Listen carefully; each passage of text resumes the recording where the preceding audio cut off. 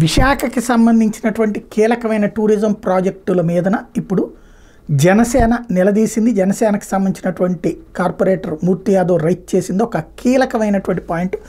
దారుణమైనటువంటి ఆరోపణ చేశారు. ఇది సమాధానం చెప్పాల్సిన పరిస్థితి టూరిజం శాఖకు ఉంది. ఏంటంటే ఎంతో మంచి సంకల్పంతో పర్యాటకులకు ఆహ్లాదాన్ని ఇచ్చేందుకు సముద్రం ఒడ్డున ఏర్పాటు చేసినటువంటి బేవాచ్ అనేది వైసీపీ నేతల కబంధాస్తాలు చిక్కుని వ్యభిచార కేంద్రంగా మారిపోయింది. విశాఖ భీమిలి బీచ్ రోడ్లో తొట్లకొండ ఎదురుగా ఉన్న బేవాచ్లో అక్రమంగా గదులు నిర్మించి నిబంధనలకు విరుద్ధంగా గంటల కింద చొప్పున అద్దెలకిస్తున్నారు.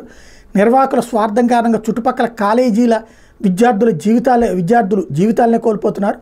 2 ఎకరాల భూమి లీజుకి తీసుకుని అంతకు రెట్టింపు భూమిని వినియోగిస్తూ అక్రమంగా బార్ లైసెన్స్ పొంది కోట్లలో లబ్ధి పొందిన పర్యాటక శాఖ అధికారులు కనీస చర్యలకు కూడా తీసుకోవట్లేదు.